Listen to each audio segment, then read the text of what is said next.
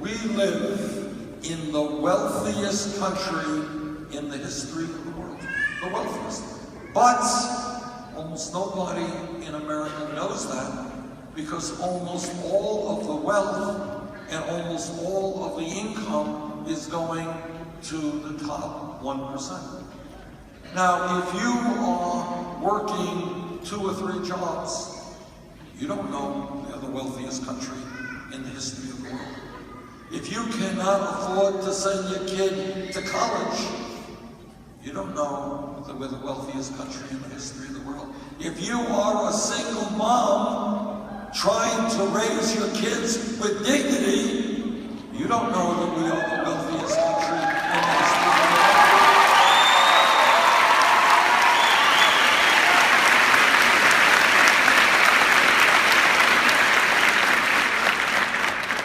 Today, sadly, the United States of America has more income and wealth inequality than any major country on earth, and it is worse today than at any time since 1928. The very, very rich get richer, and most everybody else is getting poorer. Let me be as clear as I can be. There is something profoundly wrong. There is something grossly immoral when the top 1/10 of 1%, not 1%, 1/10 of 1% owns almost as much wealth as the bottom 90%. That is not what this country is supposed to be about.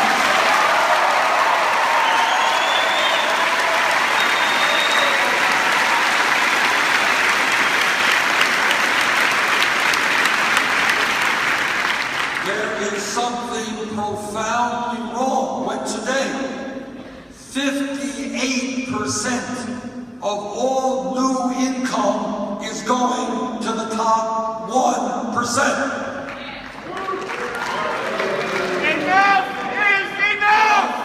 Many of my Republican colleagues in the Senate, they worry very, very much about redistribution of wealth.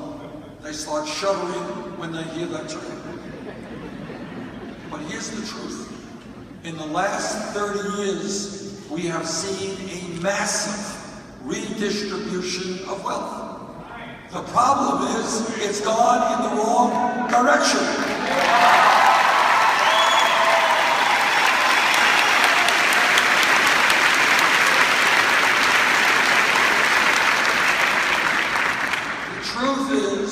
That in the last 30 years, trillions of dollars have gone from the pockets of working families to the top 1/10 of 1%.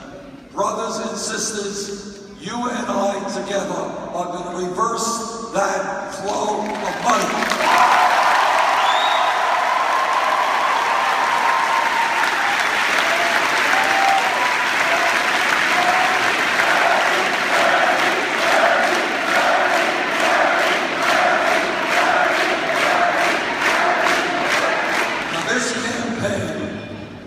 Sending a very simple message to the billionaire class, and that is, you cannot, you will not have it all.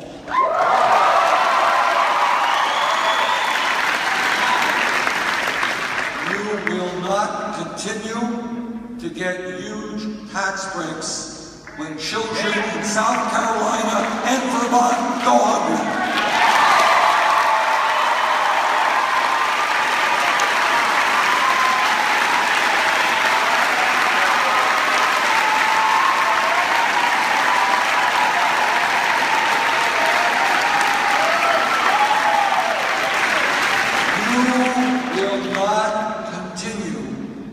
Sending our jobs, shutting down plants in South Carolina, Vermont, and across this country, shutting down plants here and moving those jobs to China and other countries. You are going to reinvest in the United States of America.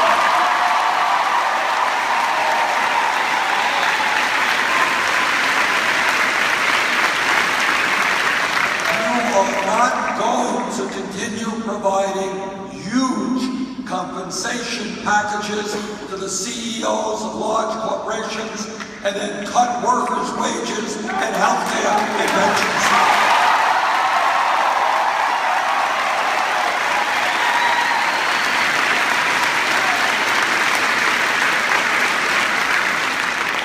Our message to the billionaire class is that their greed is going to end, and we're going to end it for them.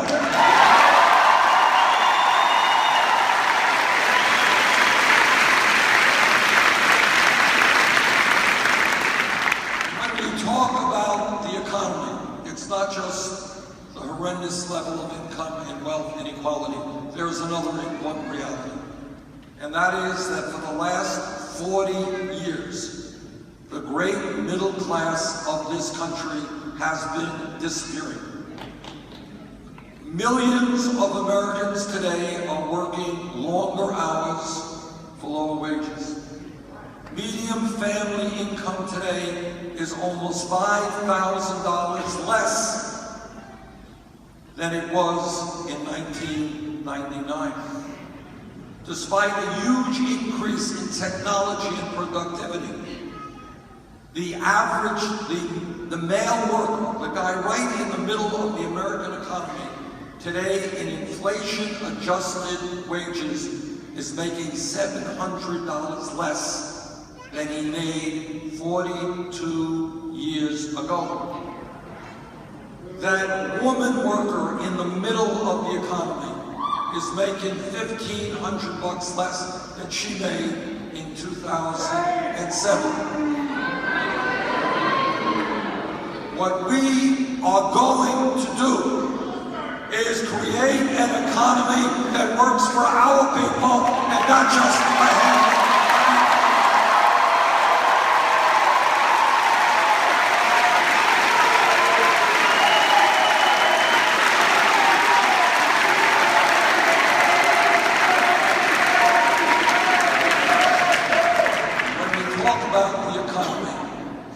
Not just income and wealth inequality, it is not just the disappearance of the middle class. It is the fact that real unemployment today is a lot higher than many of you think. Every month, there are a number of government statistics that come out on unemployment. The official unemployment rate that just came out says that unemployment in America is 5.1%. But there is another government statistic that comes out, and it says if people have given up looking for work, if people are working part-time when they want to work full-time, real unemployment in America is over 10%.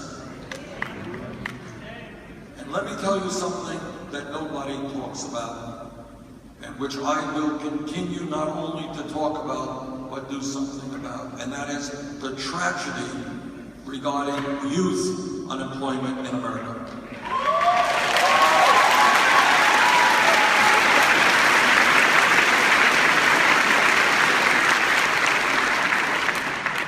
Over a month ago, I asked some economists to do a study for me, and I said, I want you to find out what real youth unemployment is for high school graduates. I'm not talking about those who dropped out of high school. High school graduates between the ages of 17 and 20. And this is what they came back with. If that high school graduate is white, his real unemployment rate is 33%. If that young person is Hispanic, that unemployment rate is 36%. If that kid is African American, that unemployment and underemployment rate is 51%. In other words, we are turning our backs on an entire generation of young people. Young people who want to go out, get a job, make some money, get out of their homes, be independent, stand up on their own 2 feet. And what we are saying to them, you're not going to do it. You're not going to do it. And let me mention something else. The United States today has more people in jail than any other country on earth.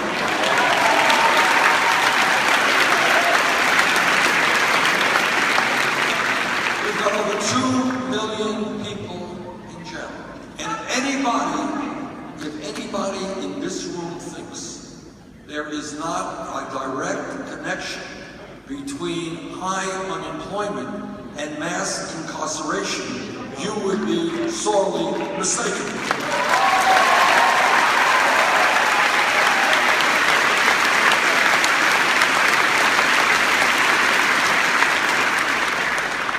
Let me mention something else which breaks our hearts, which is a huge tragedy for this country. The last study that we have seen on this subject looked at the year 2009, and it found that 69% of male African American high school dropouts ended up in jail. Now, anyone who looks at these numbers reaches one very obvious conclusion: that as a nation, it makes infinitely more sense to invest in education and jobs.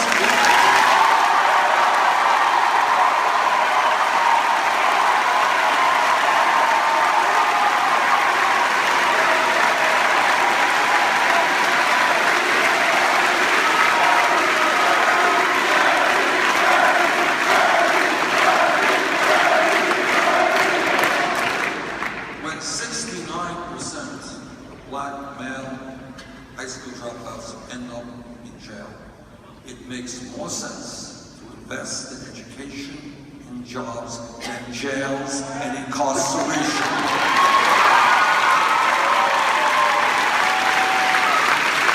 I promise you, I will do everything that I can as president of this great country to end the embarrassment of having more people in jail than any other country. Because I want to see this country become the best educated country in the world.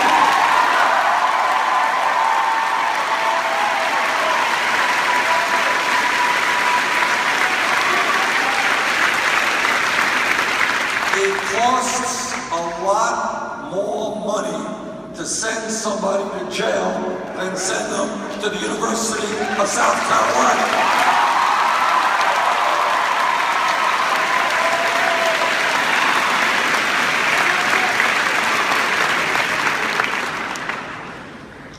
And when we talk about the economy, let us also not forget that in South Carolina and Vermont and all over this country, there are millions of people working 50, 60, 70 hours a week. In fact, what you may not know is that in America today, our people work the longest hours of any people in an industrialized country. Japanese are very hard workers. We work longer hours a year than they do. And the reason that so many of our people have got to work 2 or 3 jobs is that wages in this country are just too damn low.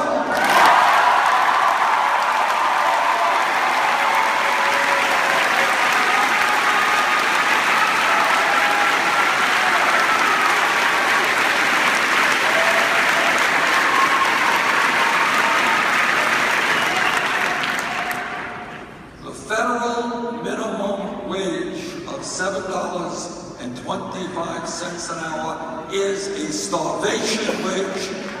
We have got to raise it to a living wage, $15 an hour.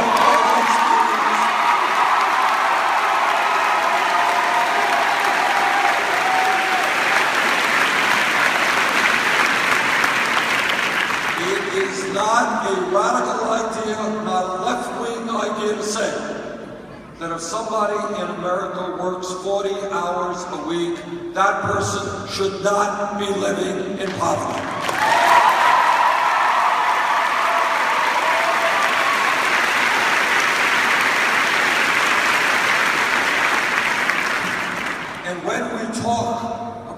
equitable wages. I hope every man in this room will stand with the women and fight for pay equity.